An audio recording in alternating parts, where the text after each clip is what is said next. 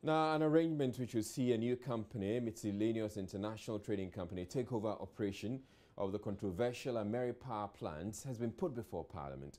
Under the original deal signed by the John Mahama administration worth $510 million, ownership of the power plants would have reverted to the state in 2020. The revision of the agreement, however, now sees both the government of Ghana and Miscellaneous pay Ameri, so it will cede ownership of the 330 megawatt plant to the new company.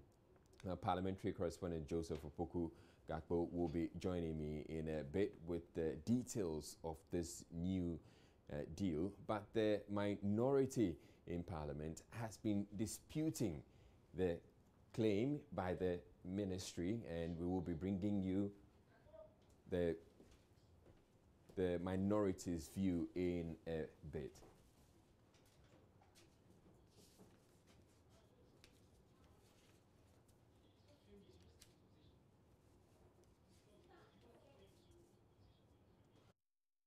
Joseph Opoku Gakpo, our parliamentary correspondent, has joined me in the studio right now. He's going to be taking us through the details of this deal that has put before Parliament. Now, Joseph, so give us the background to this new arrangement that government is talking about. So you would recall that in 2015, Parliament approved this Ameripower deal worth $510 million for 5 years in order for the company, Ameri Group, to come in with turbines and run, and government to pay them for the amount of electricity that they generate and pump into the national grid. On the floor, the majority and the minority supported it, and then it was approved. But after the details of it emerged, there was the backlash, you would recall, and eventually the opposition MPP kicked against it. When power changed hands, you would recall the Philip Patterson Committee was established to look into this. They found out that the deal had been overpriced to the tune of $150 million. Yes, and that was the figure they put in their report. And just last year, in August 2017, Katie Hammond, the minority spokesperson on energy then, when the MPP was in opposition, moved a motion on the floor asking that he's come across fresh information that shows that that deal that the House approved a year before was not in the best interest of the country. So he moved a motion asking that Parliament rescinds the approval that they are giving to that deal. And the minority was really upset. They felt that a single MP, per the standing orders of the Constitution, can't move such a motion on the floor. And the Speaker made a mistake by admitting the motion and referring it to the Mines and Energy Committee. They even walked out of Parliament on that. And so that had been hanging. So that was the deal back then. Now, this new deal that is being revised, we're learning that what government is going to be saving hundreds of millions of dollars. What are the terms? So, according to the document that the Energy Minister laid on the floor of Parliament yesterday, there's, for example, the specific charges. There's what they describe as the fixed operation and maintenance charges. Previously, it used to be $1.355 per kilowatt hour. 1.355 US dollars per kilowatt hour, 1.355. But according to the document, it's been negotiated down to 0.71. That's a saving of something in the region of 0.6 cents per kilowatt hour. Again, there's what they describe as the capacity charge, which previously was 5.6 cents per kilowatt hour, which they say they've negotiated and brought it down to 3.8, some saving there. And there's the bit of the total average cost of the electricity that's coming through. Previously, the cost was 14.5 cents per kilowatt hour, and it's been revised down to 11.7 cents. And when the minister puts all of this together, he indicates that they are expecting that every year, over the next 15 years, they will be saving an amount of $27 million US dollars. And when you do the multiplication over the 15-year period that they are signing this deal, they will be saving $405 million US dollars. Okay. So another aspect of this agreement has to do with what government has to pay this new company, Miscellaneous, and what the Miscellaneous is also going to pay Ameri. Break that down. So from the documents, Miscellaneous, which is actually a Greek company, which we understand have links with Metka, the company that initially built the turbines, and then there was the argument that government should just have bought the Gone to turbines from Medca. them instead of going through Ameri. So Miscellaneous is expected to pay 52 million US dollars to Ameri. It's actually 52.16 million US dollars to Ameri. And this, they say, is being paid on behalf of the government of Ghana, because this is money that government should have paid to Ameri. And again, apart from that, government is paying the Ameri Group an amount of 39 million US dollars. And so all put together, 91 million is being handed over to Ameri in order for them to hand over the contract to the Miscellaneous company that's actually and Miscellaneous is supposed to be running the. So what we had initially was a 5-year agreement. What we're going to have with Miscellaneous right now is going to be a 15. It's going to be a 15-year agreement. And government says they've agreed with them that on an effective date that they would agree on subsequently after Parliament approves the deal, the Miscellaneous company will take over the operation and maintenance service and all related services as far as the running of the turbines are concerned. All right. So just to give our viewers a brief background to all of this, what is happening as it is right now is that, yes, the company that's going to take over this new arrangement from Ameri would then mean that government is having to pay about 11 point something cents thereabout for the kilowatt hour, even though it used to be 4 down from 14. But what it also means is that under the current agreement, government would have taken over and owned the plant in 2 years. Yes, because about 3 years are gone already. Yes. Because it was originally a 5-year deal. Okay. So, but what is happening now is that under this new agreement, government won't own the plant anymore. It's essentially, we're spreading payment of the plant over a longer period.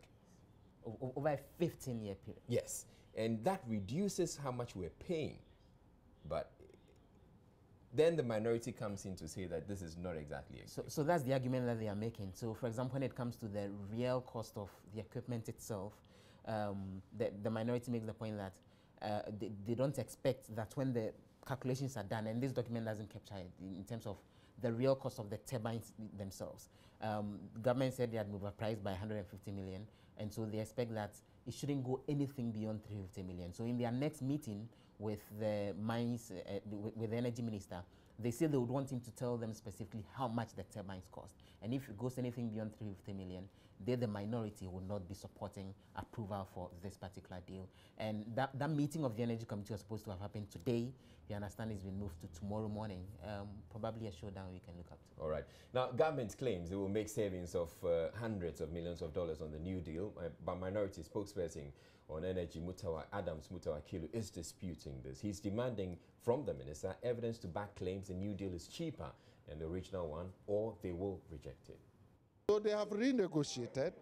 They have brought it to us in a form of novation agreement. And as ranking, it's my interest to ensure that the good people of Ghana benefit.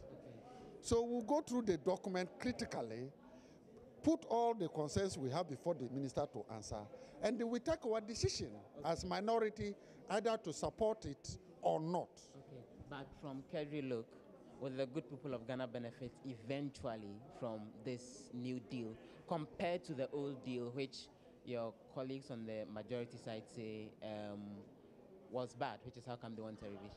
From my own observation and what I have read, I don't see this one to be anything good. But that will depend if the minister is able to explain and clear himself better. But for now, as I've not met the ministry and the minister, this agreement is terrible. You think the agreement is terrible? It's terrible. It's worse than what you signed with Ameri initially? Ameri agreement was not terrible. It wasn't bad as such. Because at the end of the day, the Attorney General vindicated the agreement. They claim that it cost 510 million when it's supposed to be 360 million. Let's wait. When we meet the minister, we want to ensure that in that agreement, the cost of the equipment is 360 million. Anything beyond 360 million you know we will not accept it as a minority. No. That one we will not accept. He has set a basis that the cost of the equipment is supposed to be 360 million, and that 150 million, America was taking it free. The innovation agreement, we want to ensure that the capacity charges that is to pay back for the equipment is 360 million. That is our first step. From your reading, is it lower than that from the documents? From the information I have, it's more than twice that amount. Hundreds of Ghanaians trooped to the Accra International Conference Center on Thursday to file past the remains of former Vice President Kwesi Bekwe-Mensah, who passed away after collapsing in a gym last month. Former government officials, the rank and file of the National Democratic Congress, as well as former ministers in President Kufuor's government paid glowing tribute to the former Vice President. Maxwell Agbagba was there and reports. It is 5:45 Thursday morning. After waiting for close to an hour at the Liberation Circle, the cortege accompanying the body of the former Vice President to the Accra International Conference Center shows up. Accra International Conference Center has been prepared. Now, two colors, red, black. Earlier when we were there, I counted about 20 marquee tents at the Accra International Conference Center. There are some marquee tents also at the forecourt of the State House. So these dispatch riders and then some family members are accompanying the remains of the former Vice President Kwesi Bekwe-Mensah.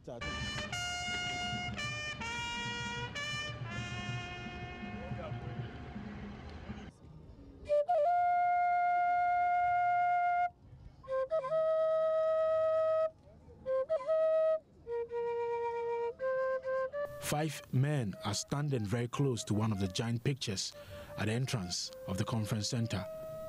As music is food to the soul, one of the men plays a flute. Soothing as it may sound, it induces tears from already teary eyes here. People from all walks of life have come to pay their last respect to the former Vice President. Many say Kwesi Bekwe-Mensah was a unifier. For me, I know it's a difficult time. But Gloria, Senior, I'm the media coordinator and the office of the president, the former office of the president. So how close were you to the... Very close. He was my friend when he was the governor. Like brothers and sisters, he was like a father to me. So when he came as a vice president, it was very closer than before. He's jovial, his jokes. Not like the usual president type of thing, no. Miss him. Miss me boy, miss me boy, miss me boni. Miss me boni. Miss me boy, miss me boy, miss me boni. Miss me boni. Miss me boy, miss me boy, miss me. Former Defense Minister Dr. Kwame Adukufuor believes young people should learn from his exemplary life. Very decent gentleman, very patriotic, very hardworking. Many people know he was also very honest, and he treated everybody with courtesy. That's why he was so highly regarded. Yes, I hope he becomes a role model for some of the young politicians, so that the adversarial attitude that now is widespread in politics goes down. The minority members in Parliament were at the funeral ground to also pay their last respect. Yes, leader Haruna Idrisu. He's gone with his humility, he's gone with his compassion, he's gone with his depth, appreciating economics and finance. And for me, essentially, he was a cash flow and liquidity wizard and contributed immensely supporting Dr. Kwesi Bekwe at the time for the necessary and compelling transformation of the Ghanaian economy. Aspiring flag bearer of the National Democratic Congress, Alban Bagbin, says leaders of the NDC must emulate the exemplary leadership qualities of Mr. Mensah. We're losing leadership as a party. NDC was known to have strong leadership, strong, very, very focused, visionary leadership. These days, we are like cut in pieces, and we're trying to pick the pieces together. And that is why some of us are even coming up to try to give leadership. The party is poorer, its members are worse off than we started in 1992, and you must be asking yourselves why. You know, it's all because of poor leadership, it's because of poor politics and bad governance. General Secretary of the NDC, Johnson Esiedun Ketia, says the death of the former vice president is a big loss to the party. His sense of humor is a very good person who stabilizes every situation where there is heat and anger with his very good sense of humor. And it's been wonderful working with him. I remember him for his time consciousness. It's somebody who respects time a lot. And you know, operating in a Ghanaian situation with that attitude to time brings you in conflict with many people.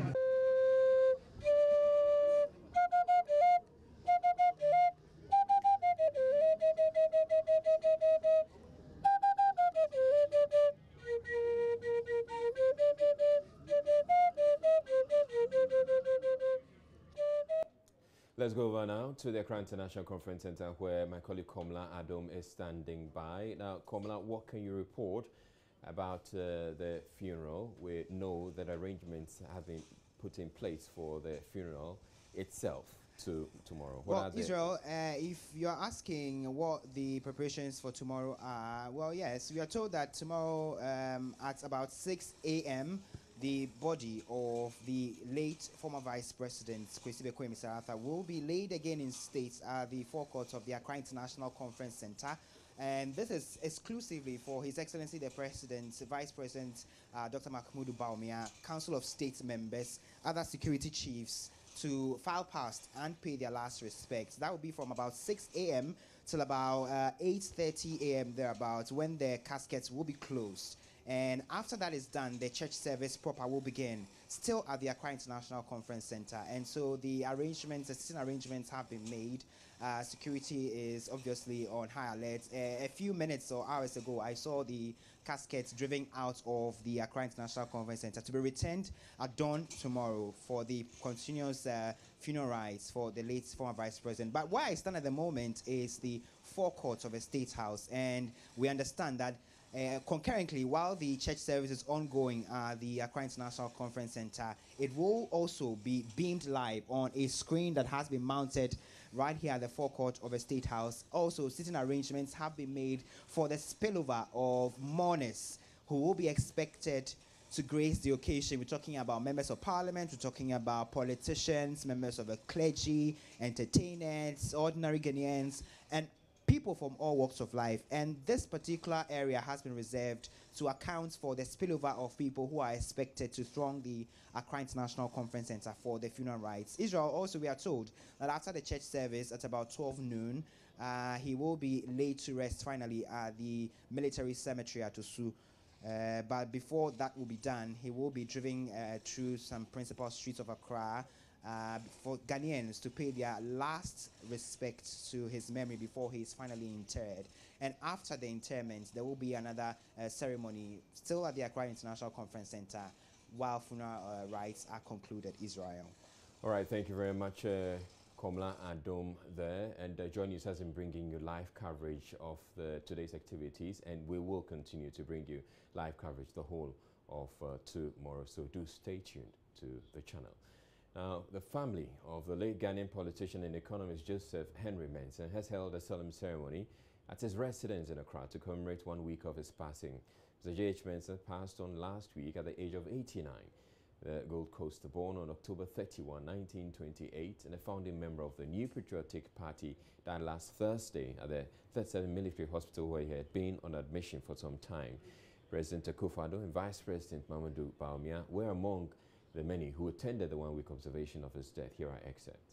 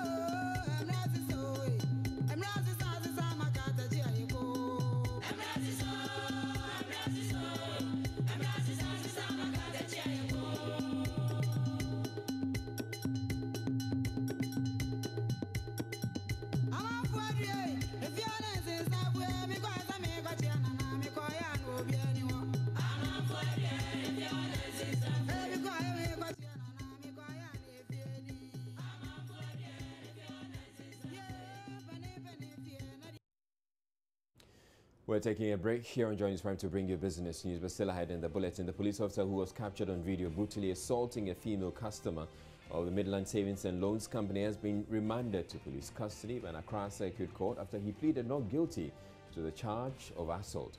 The IGP has meanwhile dropped hints about a plan to enhance the professionalism of the police service. A proposal by the Fisheries Minister to have fisherfolk collect plastic waste on the beach during the upcoming cruise season has got the fishermen really angry.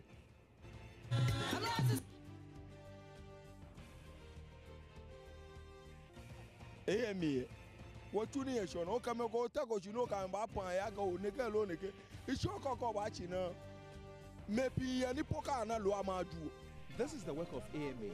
The government should have consulted us on this close season. In fact, this will create an avenue for people to engage in social vices. Business News is next.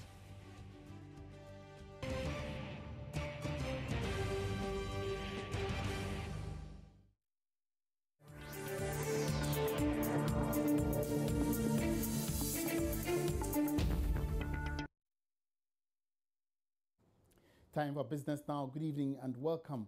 The Trade Ministry has been outlining conditions for restoring the ban on foreigners trading in retail markets. This was after the Ghana Union of Traders Association (GUTA) accused the ministry of not being committed to enforcing the country's investment laws. There's more in this report. The Trade Ministry's response follows decision by the Ghana Union of Traders Association (GUTA) to boycott activities of the National Task Force on Retail Trade because of how the ministry has handled the ban. The union maintains that government's posturing shows that they are not committed to the whole process.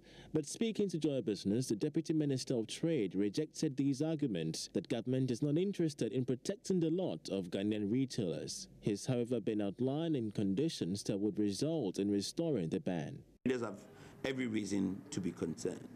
Now, that's notwithstanding. They come to the market and they are able to afford the prime areas, especially when it comes to how much money they pay for it. A shop that probably might cost a Ghanaian 10 Ghana cedis, a foreigner would pay 40 Ghana cedis for it. And for me, I think it's a source of worry that anybody should be concerned about. So if the trading public in Ghana are agitating or they're agitated, I understand. The minister also maintained that they would go ahead with activities by the National Task Force on Retail Trade without necessarily engaging members of the Ghana Union of Traders Association. Yeah, that this committee was not done for one group. The exercise was not done for GUTA. The exercise was done, it's a national exercise. And the committee, as I speak to you, they are even meeting. If GUTA is not meeting or is not part of it, it doesn't mean that the national exercise is going to abate. No, we will still carry on with our mandate as a ministry and see how we'll bring this matter to a successful close. With or without, it's not for GUTA. We are not doing it for GUTA. We are doing it for Ghana. Sources say the ban might take a while, especially as actors as the Foreign Affairs Minister and the President are now interested in the matter. Meanwhile, Nancy Emefa Jadosi has been interacting with some traders on the ministry's decision. A few weeks back, government in a statement released made mention that they were going to be banning foreigners on our retail markets because they were violating some laws. But 2 weeks down the line, we are here at the Circle Station. Why? Because government again has decided to change its mind to suspend the operations. They say that they want to come back to the market and have some education and sensitization. We don't know what that means. But I've been joined by a few of the retail dealers who are at Circle. Let me just interact and find out from them what they make of this particular decision by government to suspend the move. Now, thank you very much. You, over the years, have been calling for government to ban them. Indeed, they came out to say they'll ban them, and now they have changed their mind. What does that make you feel? It makes us feel very bad, and it's rather unfortunate that we've been fighting for this cause for a very long time. And then it's rather unfortunate we have the law, the GIPC law 2013, the Act 856, that prohibits foreigners from selling in the market. Nobody is saying they should leave our country. We are not saying foreigners should leave our country. All we are saying is the market, selling in the market is the prerogative of Ghanaians only. Petty trading is for Ghanaians only.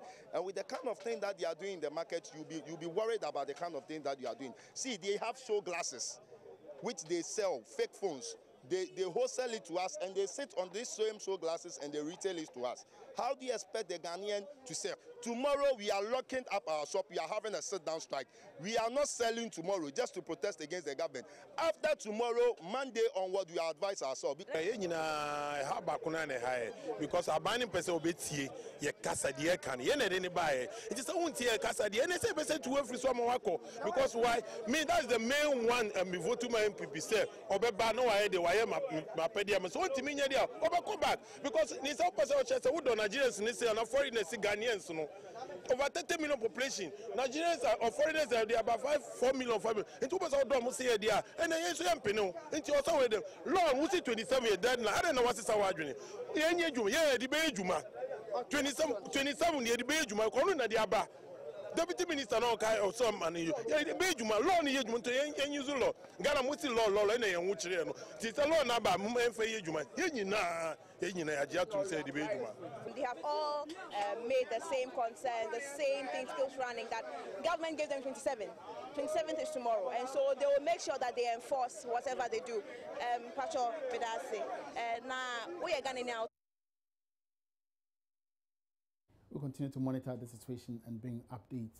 Now, the Ghana Printers and Paper Converters Association is urging the Public Procurement Authority, PPA, to make the database for electronic bidding more reliable. The PPA, which was introduced under the Public Procurement Act 663, among other reasons, is to ensure fairness in the bidding process within the public sector. For now, doing business with the Public Procurement Authority, PPA, will be driven by technology. As such, the PPA has commenced electronic registration of various institutions responsible for supplying public procurement to complement the PPA's electronic bidding agenda. One of such suppliers is the Ghana Printers and Paper Converters Association.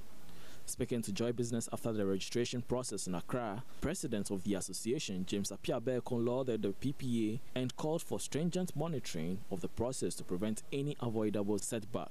The sanctity of the process itself will have to be looked at, and the sanctity of the process is the inability of anyone else to interfere with what is done. There have been a few instances where we have known that after bidding, the individuals who bidded or got the contracts were difficult to find. So all these put together seem to suggest that the process should be very dependable. Once it's going to be done electronically, there would be the need for us to trust the system. And there can be encryptions to limit intrusions and things like that. Meanwhile, Mr. Apiabe-Ekong laments how non-members of the association flout industry regulations. Like any other in the industry, we are saddled with a few internal problems, one of them being jobs and making sure that we internally are able to regulate ourselves in terms of standards.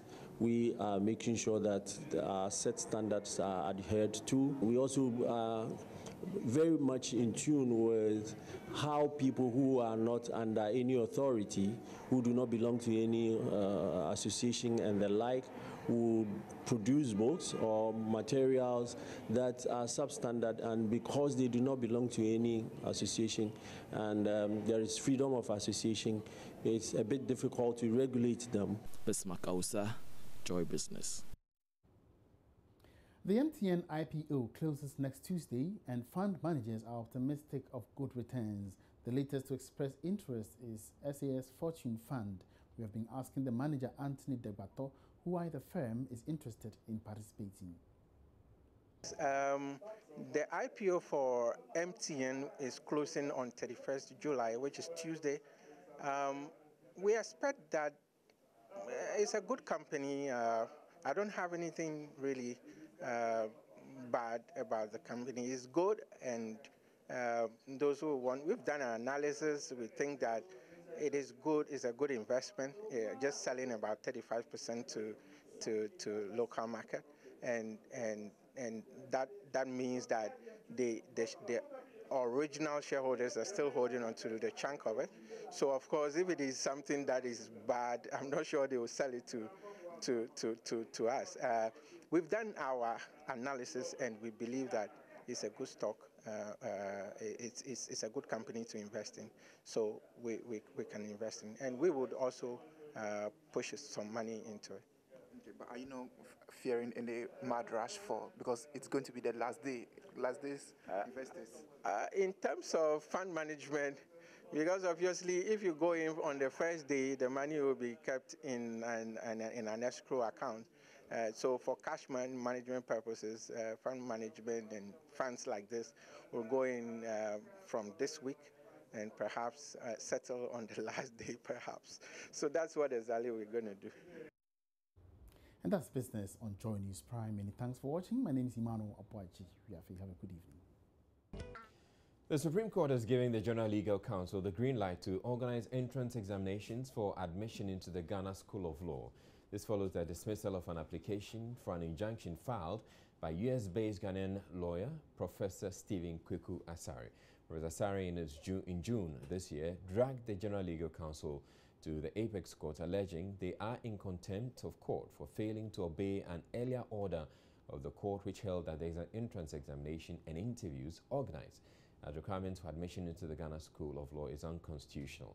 The five-member panel, comprising Justices Julius Ansa, Jones Doche, Enin Yeboah, Alfred Benning, and Yao Pao, in a unanimous decision held that the legislative instrument passed by Parliament in March 2018 is a law in force and therefore must be adhered to. There is more in the following report. The Supreme Court on July 18 struck out an application for injunction by Professor Stephen Asare, describing it as defective. A fresh application was subsequently filed with corrections effected. Lead counsel for Professor Asare, Kofi Bentil, on Thursday urged the court to show its authority by placing an injunction on the exam slated for Friday. He argued allowing the exam to take place will mean some individuals and institutions are beyond the powers of the court. But the General Legal Counsel's lawyer, Kizito Benyu, urged the court to dismiss the application. He said it was simply impossible for all qualified students to be admitted if the exam is called off.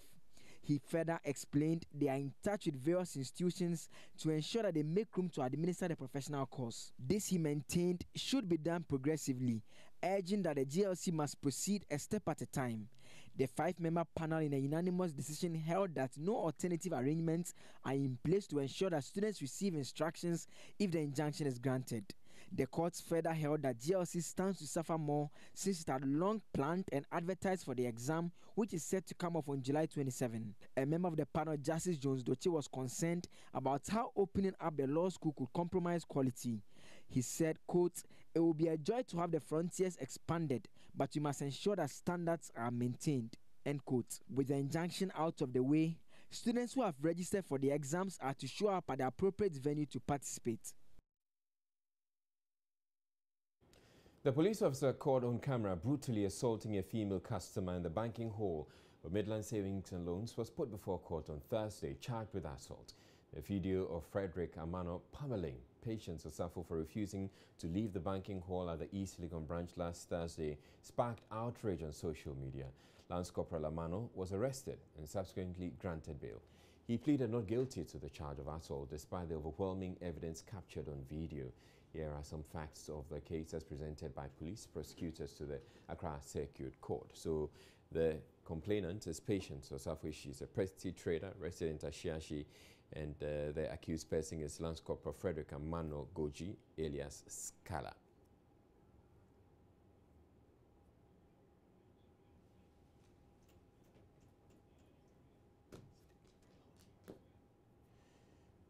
So prosecutors told the court that patients was halfway a customer of Midland Savings and Loans Limited visited the Shiashi branch on July 13th, 16th, and 19th. And the prosecutors say on all occasions she was not attended to, even though other customers were served. Officials of the company blamed their inability to attend to her on network challenges. Now, on the day of the assault, July 19, she arrived at 7:30 a.m., waited till the bank opened at 9 a.m. As at 2 p.m., she has still not been attended to. She begged the officials to at least allow her to withdraw an amount of 105 Ghana cedis to settle debts and to feed her grandchild. Now, two bank officials, one Kukwa and Shelley, instructed the policeman to remove her from the bank. Now, Lance Corporal Frederick Amano Goji, alias Scala, admitted to the offense in his caution statement when he was arrested by the police. The case has been adjourned to August 9, 2018.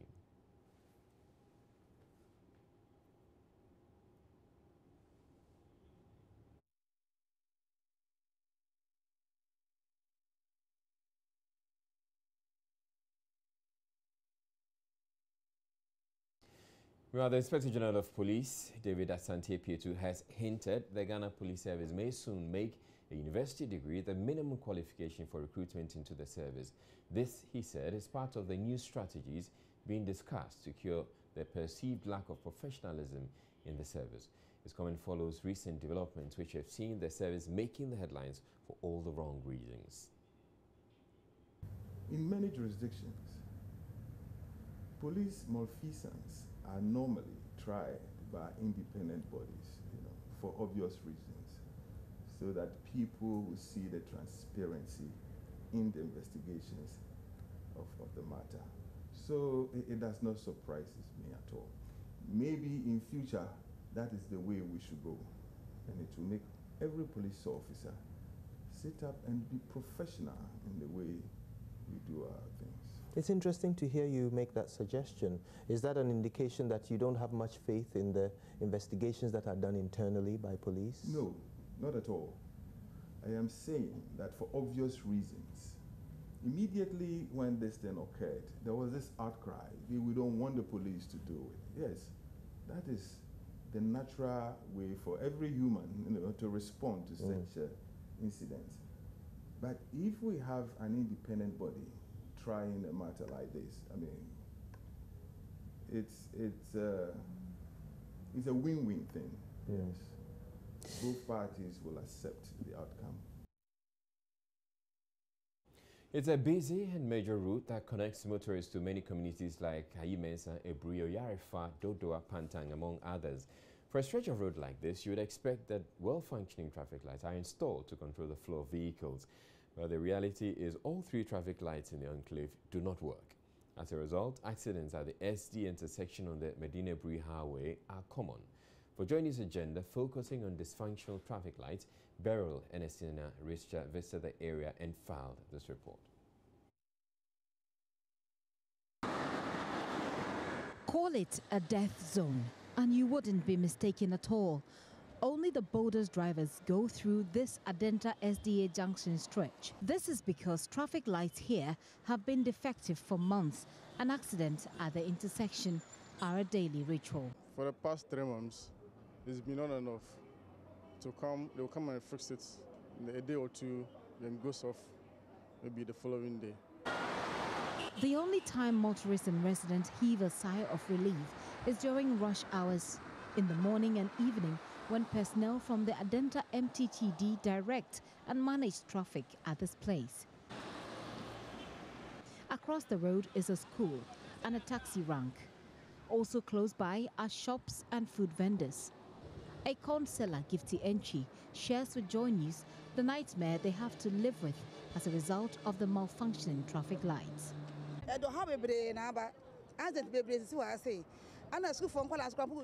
It has brought a lot of problems. Accidents happen here frequently. School children cross this highway And this makes the situation very serious. Recently, a car hit a lady here. In fact, I have even lost count of the number of accidents on this road.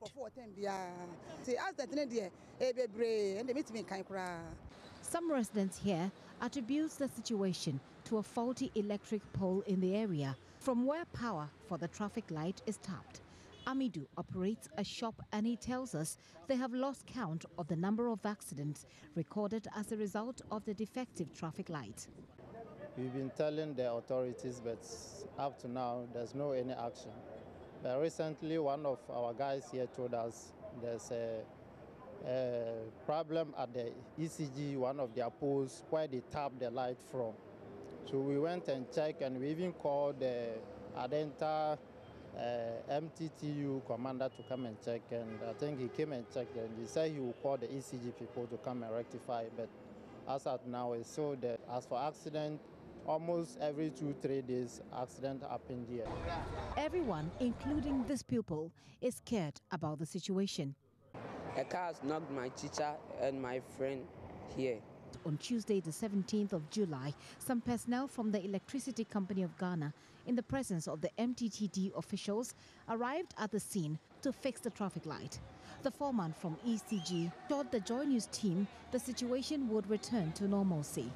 But Joy News' checks shows the traffic lights are still not working.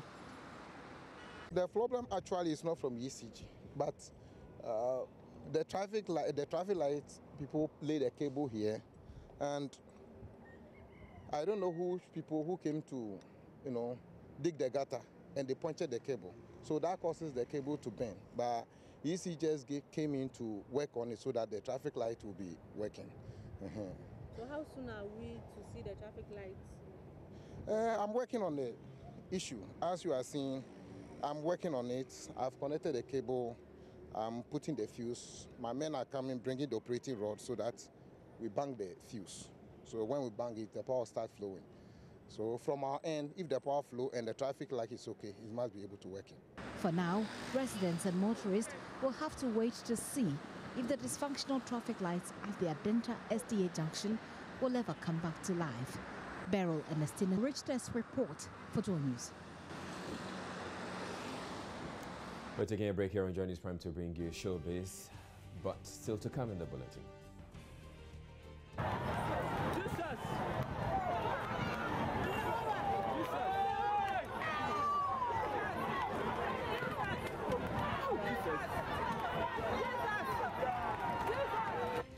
So 10 people are in hospital after a Kia truck ran over them in a gory accident Thursday morning at their Sherman Market, and I will be bringing you that story later on in the bulletin shortly.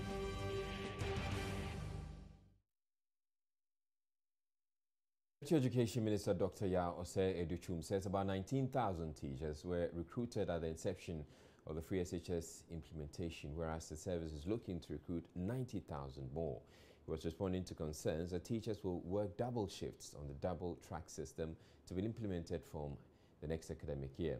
Speaking on the Pulse earlier with Gifty and Wapia, the minister said the recruitment will be conducted in only 541 schools in the country, where the double track system will be implemented, and names of those schools will be published. We've recruited 19,000 teachers and staff for senior high schools the last 3 months. Wow. 5 months ago, we began. Some of them are being paid, others are processing their IDs. So we've already recruited a lot of teachers, especially math and science teachers. So this is going to be school-specific. When Achimota, for example, does their schedule, then they will tell us that if we don't get 2 math teachers on track A, we will not have a full complement. So Achimota then will have the opportunity to recruit that number of teachers, of course, with guidelines from Ghana Education Service. So Ghana Education Service is not going to do a central recruitment. Okay. This will be school-specific to meet the needs of the schools that are going to be part of the double track system. Some schools are not going to be part. Okay. There are some schools, we have 541 schools that are estimated to be part of this. All the category A schools that parents so much desire are going to increase enrollment by 50%. Okay. So if you wanted, let's say, Brig girls that parents want so bad, you have a better chance now because a Buri Girls is going to get 50% more. I know Prempe and Opokuar and all those people want to go there. Now they have a better chance. Wesley Girls, better. There appears to have been general confusion about exactly how the program will work in the various schools. Now, here is the Deputy Minister again breaking down the process of implementation. You have a school of 3,000. Seniors or the final year, 1,000. Second year, 1,000. The third year, 1,000. That is the current enrollment, 3,000. We are able to increase it to 3,500. And at the same time, make sure that at any point in time, you don't have more than 2,700 students, 270 students in school. So the 750 is the magic number.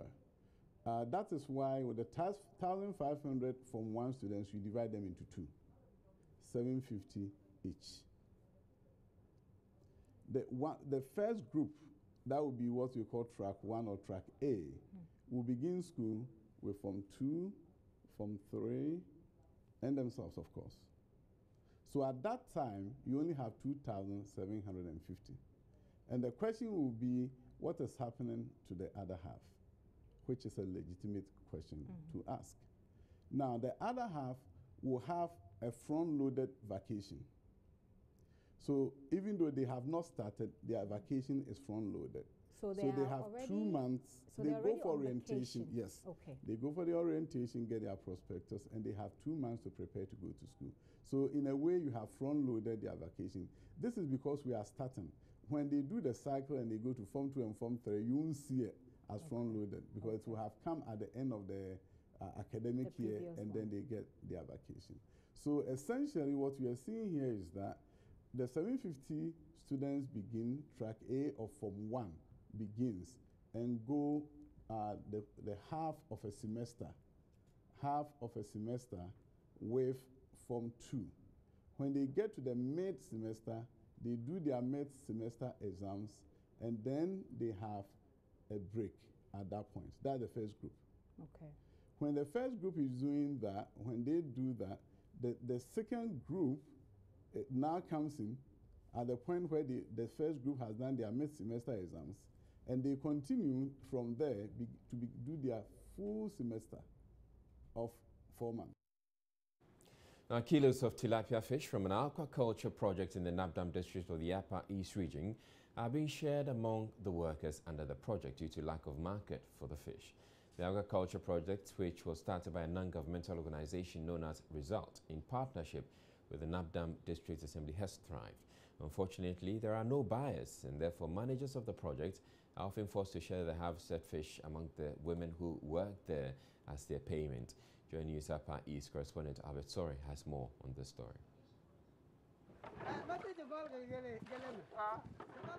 Situated in a dam at the Dasabligo community in the Nabdam district of the Upper East region, this pond contains tilapia fish in large quantities.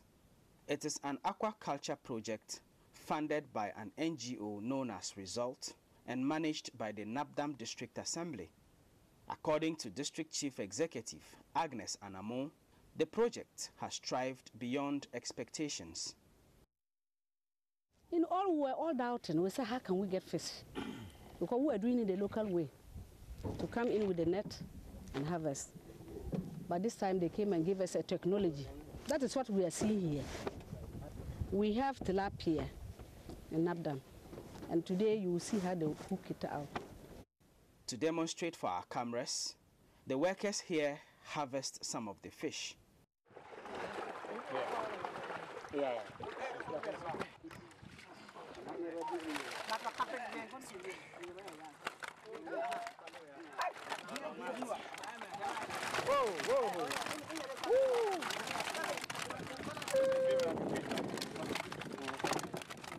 Unfortunately, there will be no buyers for all this fish. Our major problem here is people to buy, investors. We are not getting. We've just called someone, we called one to come and see. She's here buying, but that is not enough. Today they would have harvested a lot. But in a day when they do it, they don't get anyone to buy. Now we use it serve all the women groups who are into it, and the men, they go home to cook. Talata Atinambiri is one of the women employed here to help in the preparation and packaging of the fish for customers. She tells Joy News the business was going well for them in the beginning, but the market suddenly slowed down.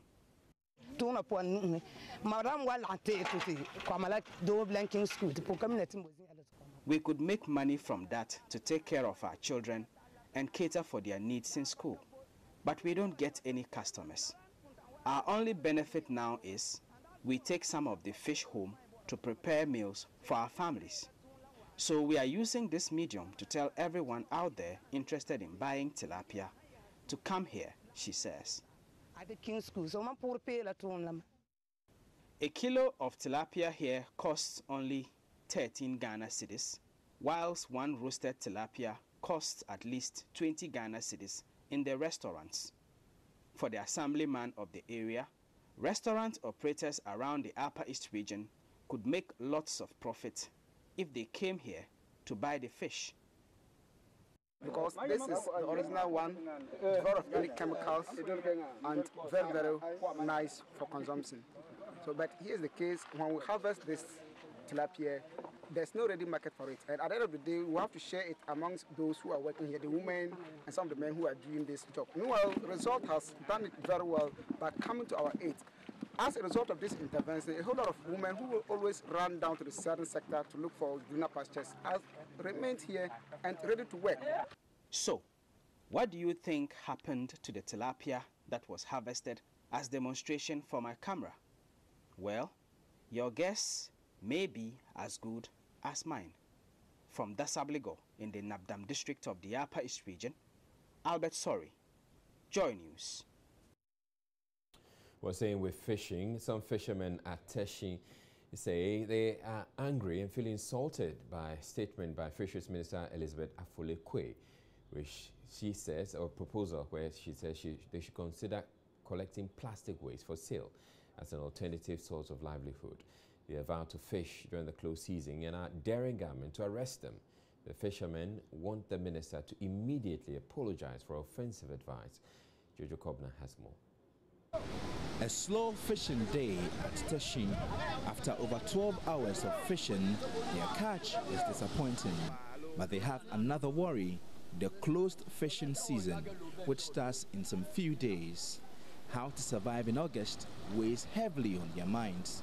There is something else that is unsettling them, and that is a statement made by the Minister for Fisheries and Aquaculture, Elizabeth Afule-Kwe. Alternative Livelihood Committee has helped select communities to implement alternative livelihood schemes, example, collecting and processing of plastic for money. Fishermen in Teshi are disappointed the minister would consider collecting plastic waste as an alternative source of livelihood.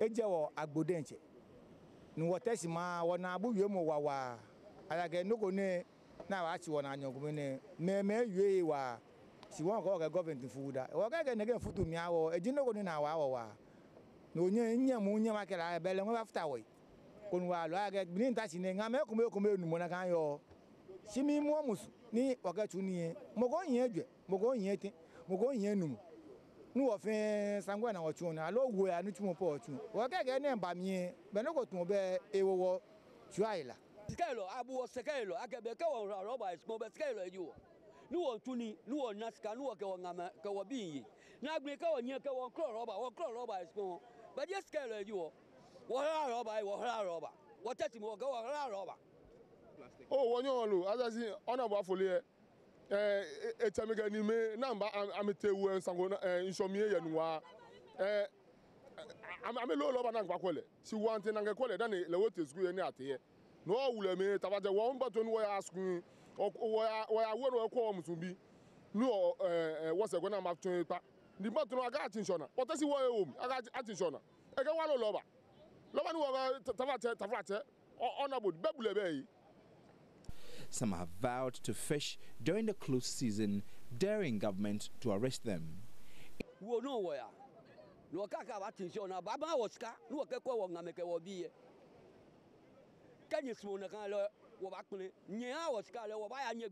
In a rather interesting twist, fishermen are calling on government to ban plastic to protect the fishing industry. According to them, they catch more plastic waste lately than fish when they throw their nets. Jojo Kobna, Joy News.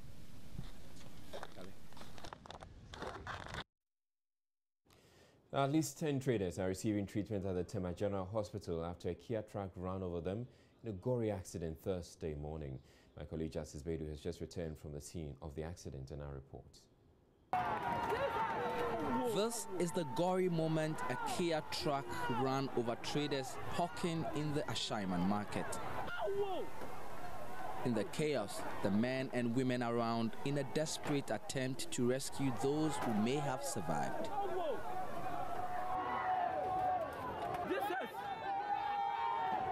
The reports have it that the car that caused the accident here today failed its brakes from up there. Now, because this area is a sloping area, it then came all the way down and then ran over a lot of the cars, the taxis that are parked here, including the women who were selling their stuff just beside the road.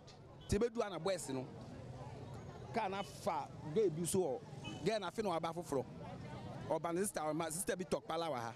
Yeah, friend palaka. No, you need to school and no best. About you also best lano. And I can't find so. And the can't find so on the end. It's the mojani no him there. And yasem ketwa. And I can't chief fast until a second self for a driver back home. Can't born the father so. Different colors can't fast near. Yet time more money hospital now. Can't go generate you. The nipa said 10 years. You more can't say. Few hours later, another set of hawkers are back here, busily selling just to eke out a living.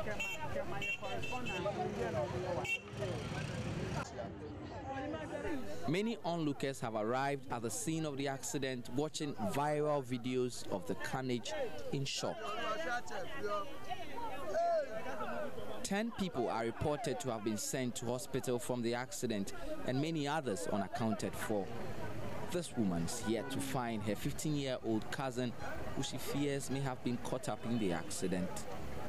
The Ashaiman Municipal Assembly says it's been trying for years to get the hawkers off the streets, but have not succeeded. We always tell them to move away from this side because this path is meant for them to be walking on and not this place to be selling. But anytime you tell them to move away, they don't move. Most of them have shops in the market, but they insist to come here and sell all the time. When the Ashma people come around, they come and take their things and send it to the office, but yet still they give it to them when they go to plead. I'm sure that this incident that has happened, tomorrow too they will come and then sell. No, I didn't see you. Mi coffee, but man toshe, and mi coffee. I china sikana mi demand for no mako marketing, or mako school, no. I don't think I miss some bahano. I defy city, I'm better to see ya. Sisia mi mkoda no muye for. As sikana mudi bako school mi nibi. Enti na mi some bahase. Mi tobi ana mi dia koma omo china no mudi ako school. Today, 10 of them lay in the hospital battling for their lives as a result of this accident. Others not deterred. Perhaps they just want to survive and really don't care, dying to put food on their table. Justice Bedu, Joy News, Ashaiman.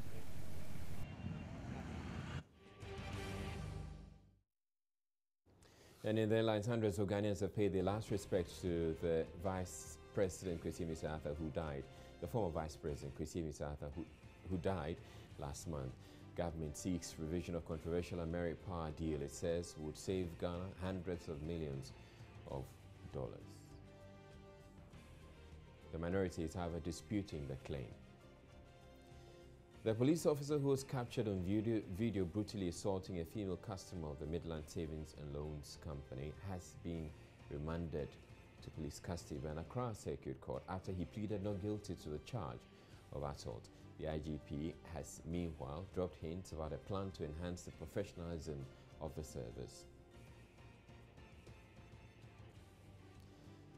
In business, a last-minute decision by the Trades Ministry to suspend the deadline to giving foreigners engaged in the country's retail trade has got traders really angry. And that's it for today. My name is Israelai. Have a good night.